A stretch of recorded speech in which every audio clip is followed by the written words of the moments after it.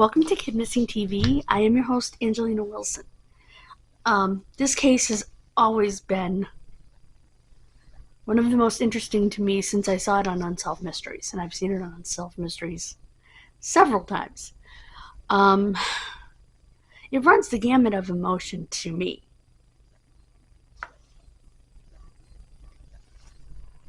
When I first saw it, my emotions were, sadness, disappointment, anger. But now, I still have those emotions about it, but now I feel closer to it than ever before. Because, full disclosure, this man had autism. And I too have autism. And I too took years to be diagnosed. So that's a bit of a kinship for me. He vanished from Grand Rapids, Michigan. His name was Gordon Page Jr. He was called Gordie. Gordie had a job, and they let him go because he couldn't communicate. And his father worked with him on that. At some point, his parents decided to move to Florida. Well, let me back up just a little bit. He had been diagnosed with all kinds of mental illnesses, given medications that were making him hallucinate. It was horrible. And so his parents found another doctor, and this doctor looked at him and said, first of all, we need to take all these medications away. Because he was one of the early experts in autism. He said, he's autistic. He's not mentally ill. He has a disability. So they took away all the medications, and he was doing well. Like I said, store didn't want him because he couldn't communicate, which, what happened to the EOA? Equal Opportunity, let's try that again. The EOAE, I did it again. The EOEA, the Equal Opportunity Employment Act. I'll spit it out of my weird head.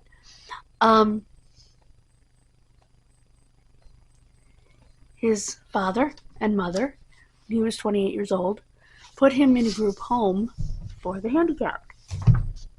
And this one had supposedly, special care for the autistic, and decided to move to Florida. This is where the anger comes in. Why would you do that? Even if you wanted to put him in a group home, why wouldn't you take him to Florida with you and put him in one close to you so you could visit him a couple of times a week, bring him home on weekends? I never understood that, and I thought it was wrong.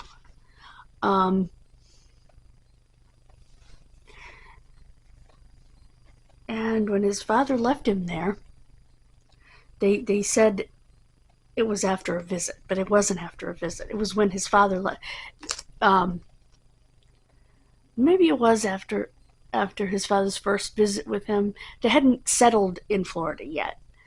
And he came back for a visit before he left permanently. And Gordie tried to get in his car, his van. Gordie was very upset. And they didn't watch him very well because Gordie ended up getting into a car and driving off. He didn't make it very far because he didn't know how to drive. Because he wanted to be with his parents. Of course, that's left out, but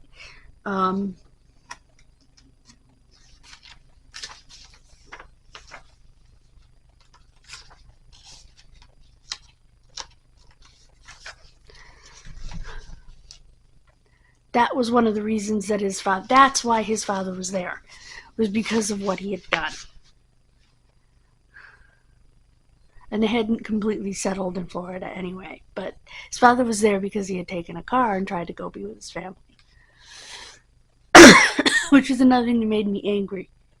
Why didn't you take him with you? Even if you needed to put him in a group home because you were getting older, why did you not put him in one where, like I said, you could visit him a couple times a week?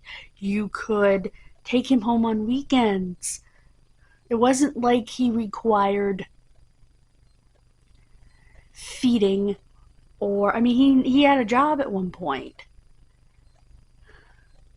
You could have taught him before you passed away how to take care of himself to some degree.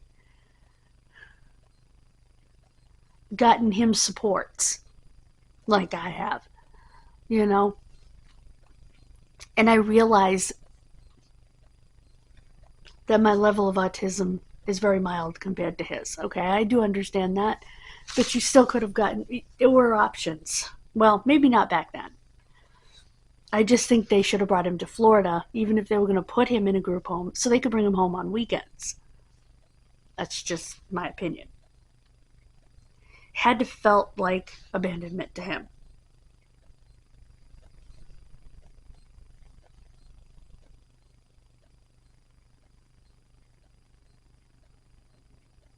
About 6 weeks after he vanished, part of a collection of baseball cards, which he was known to have, were found under the Interstate 96 overpass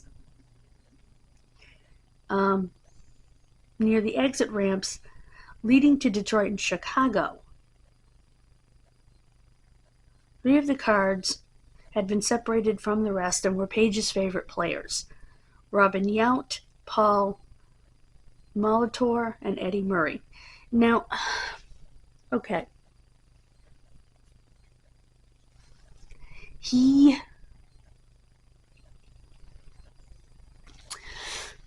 One of the ways that his father taught him to communicate better was that he was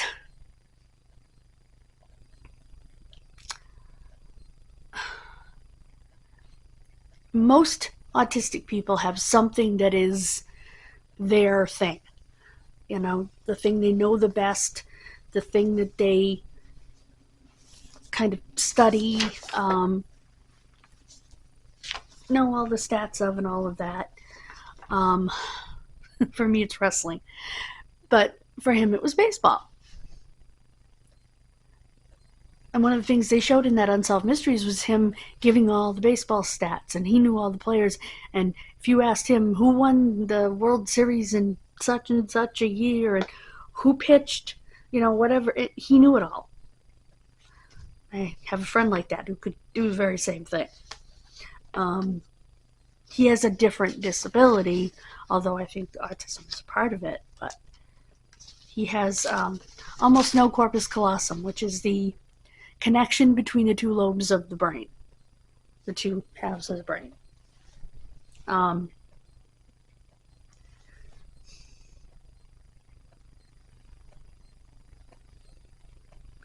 Gordie was 6 feet 3 inches tall and weighed about 175 pounds. He was tall and skinny. He was called Gordie.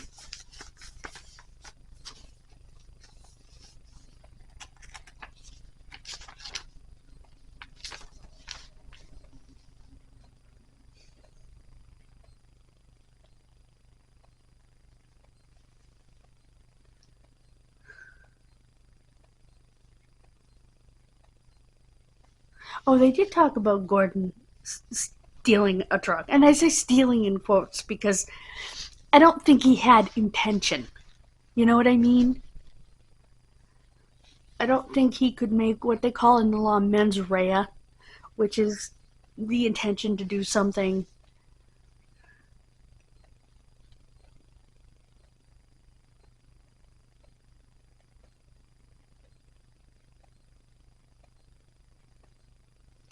Yep, his father said he had 25 or 30,000 cards, baseball cards, and he knew the names of every player, all the stats, and could recite them.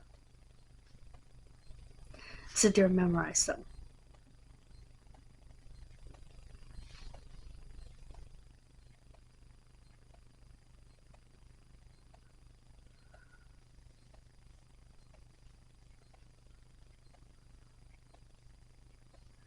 His mother said, quote, his peers started getting ahead of him, and when he needed to go into a special ed room, I'll get it right, it bothered him. He had a hard time in the 11th and 12th grade because he couldn't keep up with everybody who was passing him by. He didn't even notice that he was slower until junior high school.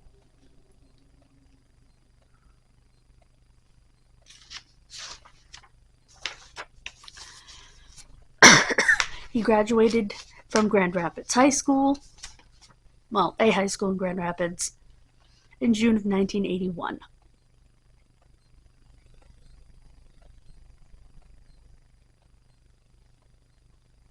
And that's when he got his job.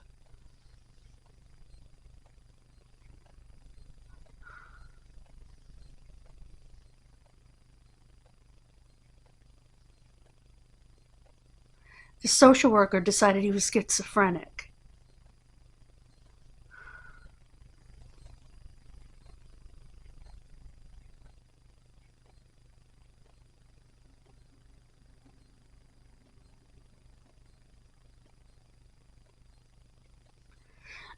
Here's a quote from his father. We went to visit a group home, and the lady said that he can't stay there until he goes to see if he needs to be stabilized on medication in the hospital. So we did that. We finally agreed, and the doctor there put him on Ritalin and Valium, and Gordon wasn't Gordon after that.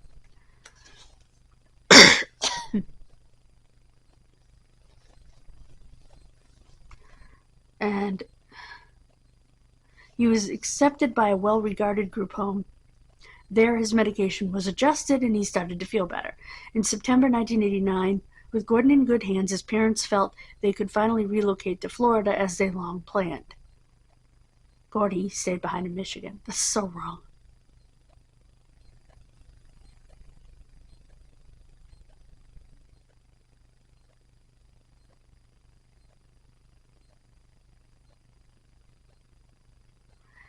A few months later, he stole the truck.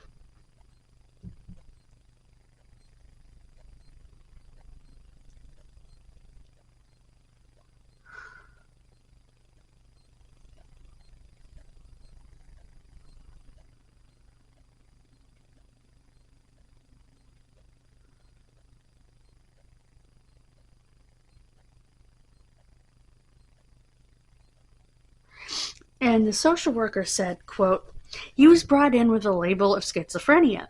People that are schizophrenic will, with medication over a couple of weeks, start to clear up in their thinking, and their behavior will come in line, and they start getting back to normal. With Gordon, that didn't work.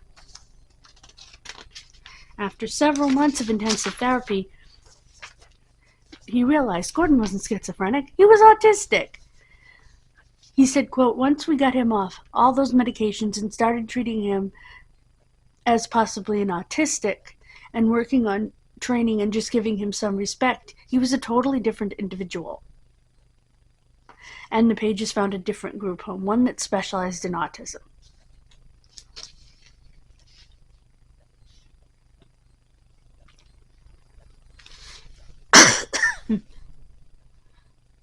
He told his son, quote, everything's going to work out.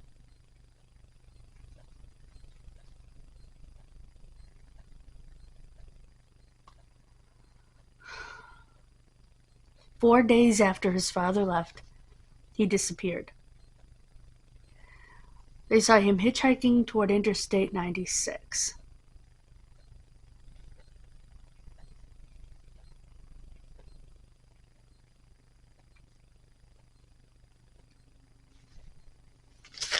Gordon also had brothers, by the way. Now, this statement doesn't make sense to me. It says he's autistic. He is high-functioning and may appear and behave normally. And he is verbal, but he has difficulty communicating as a result of his condition. Well, first of all, in some ways he's high-functioning, but I wouldn't say he's high-functioning overall. What I mean by that is, I don't think he could live on his own. I live on my own.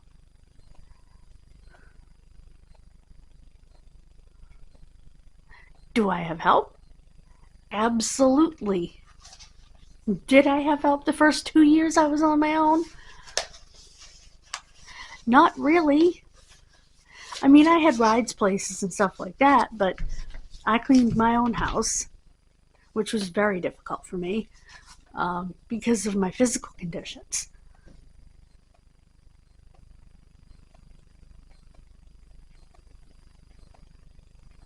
So, he was barely verbal.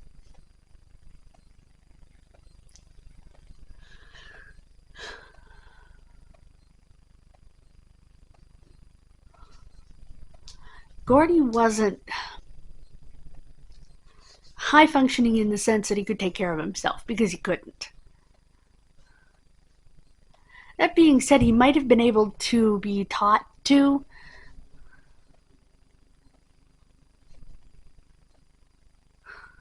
Once again, I think the school let him down, just like they did me, by not recognizing the diagnosis. I mean, what's going on with special ed teachers? That they're not recognizing this. And I understand he graduated in 81, I graduated in 93. We were both in school in the 80s. I get it. I just...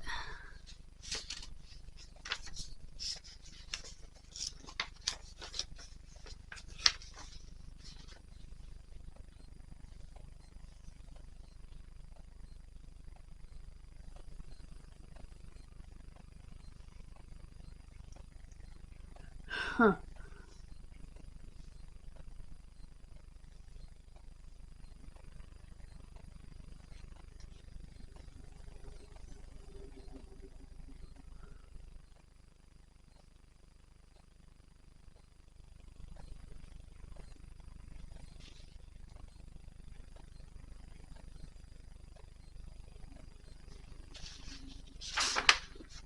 It is possible that he was admitted to hospital as an unidentified patient. I remember one of the things that, Oh,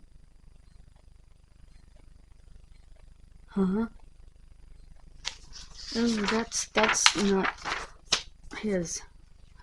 One of the things his father was trying to teach him was his name and trying to get the contact information here.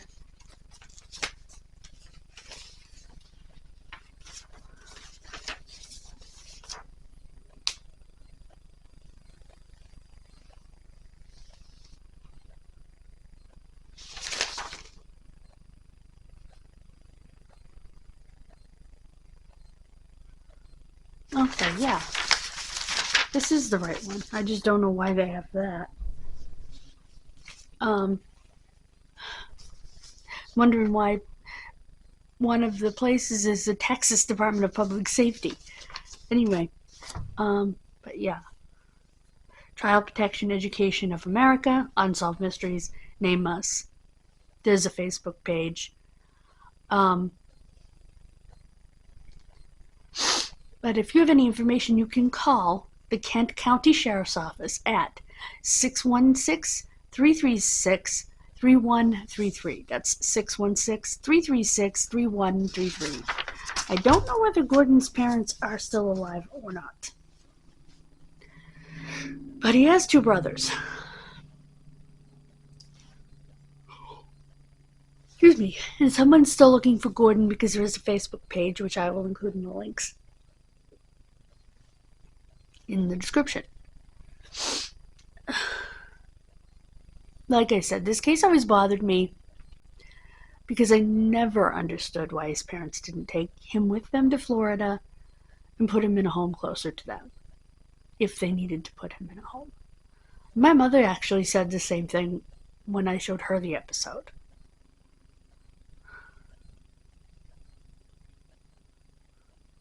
So.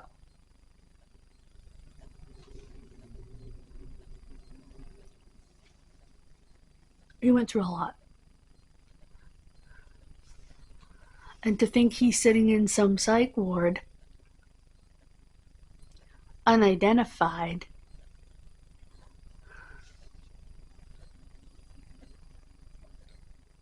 they should have made sure that he had a little card with his name, his diagnosis, and all of that on him in his pocket. No matter what pair of pants he put on, there should have been a card in the pocket.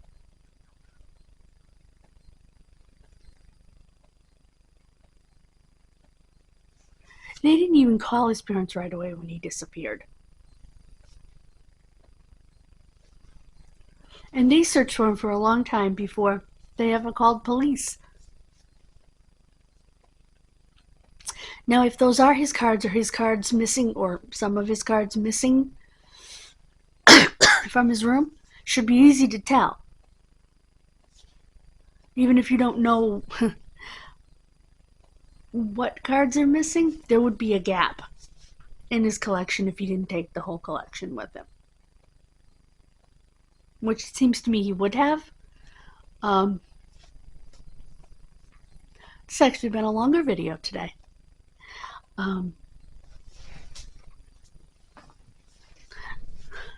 Anyway, I'm passionate about this case. God bless you. Have a wonderful rest of your day. Thank you so much for joining me. And I will see you Friday for Dough Friday. Bye, guys.